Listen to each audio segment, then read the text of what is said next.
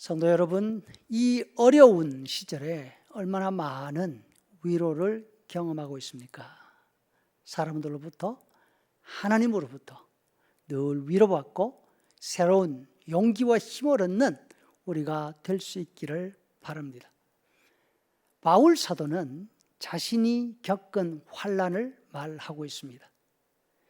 다른 어떤 사람보다 더 많은 환난과 역경 가운데서 자신이 사역을 감당해 왔다고 합니다. 그 말만 들어도 끔찍할 정도이지 않습니까? 여러 번 옥에 갇혔습니다. 수도 없는 매를 맞았습니다. 죽을 고비도 여러 번 넘겼습니다. 유대인들의 태장을 5번 맞았습니다. 유대인들은 태장을 39대를 때렸습니다. 왜 39대였을까요? 율법 때문입니다. 율법에는 사람에게 매를 때릴 때 40대 이상을 치지 못하도록 되어 있습니다. 율법을 어기는 것을 무서워하는 유대인들이지 않습니까? 자신들이 죄인에게 매를 때리다가 혹시 카운트를 잘못해서 40대 때린 줄 알았는데 41대를 때렸으면 어떡합니까? 무엇보다 그 매 맞고 사람이 죽어버렸다고 한다면 자신이 바로 살인자가 되는 것입니다. 그래서 혹시 잘못 계산했을 경우를 고려해서 40대 때리지 않고 한 대를 빼서 39대만 때렸던 것입니다. 마치 악어의 눈물 같다 하는 생각이 듭니다. 매 맞는 사람을 생각해서 매를 줄여주는 것이 아니라 살인의 책임이 자기에게 돌아올까 봐 한 대를 빼고 있습니다. 또 사도는 돌에 맞아 죽었다 살아난 경험도 있습니다. 3번 배가 파손하는 고비를 넘겼습니다. 그 가운데 한 번은 일주일간 폭풍과 파도 가운데서 맨몸으로 정말로 칠흑 같은 밤에 밤을 포효했다고 합니다. 이 고생, 그냥 고생이라고 말하기에는 너무나 죄송한 표현이죠. 이 고생이 바로 8절에 간단하게 나오는 아시아에서 당한 고난들 이 한마디인 것입니다. 이런 일을 겪을 때마다 사도는 살아서 돌아갈 수 있다는 희망을 포기했다고 합니다.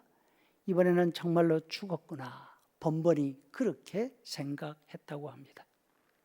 그럼에도 불구하고 바울 사도는 이 모든 환난 가운데서 하나님의 위로 때문에 살 수 있었다고 합니다.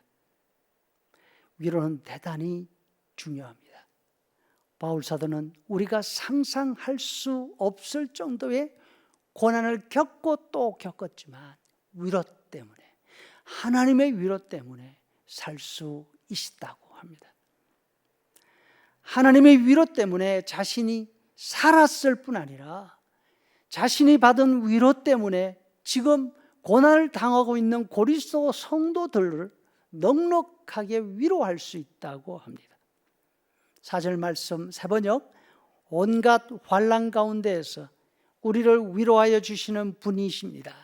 따라서 우리가 하나님께 받은 그 위로로 우리도 온갖 환난을 당하는 사람들을 위로할 수 있습니다. 그렇다면 우리는 하나님에게서 얼마나 많은 위로를 받고 있습니까?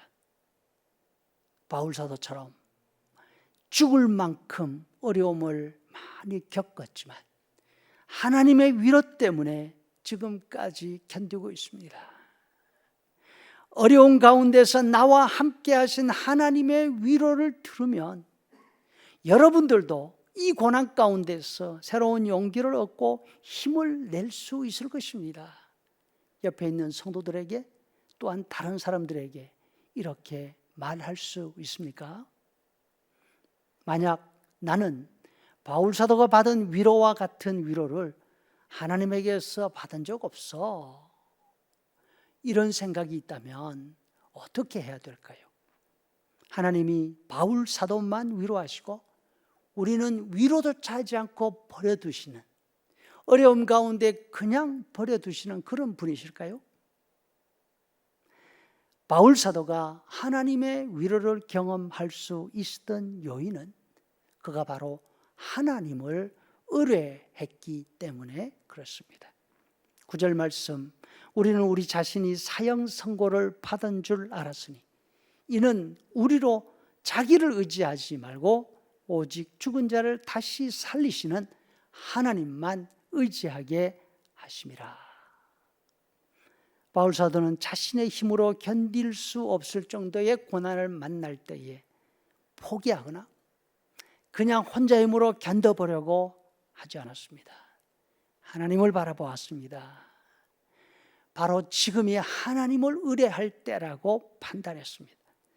실제로 바울 사도는 자신이 감당할 수 없는 사탄의 사자 같은 질병을 앓으면서 3번이나 하나님께 간구했습니다.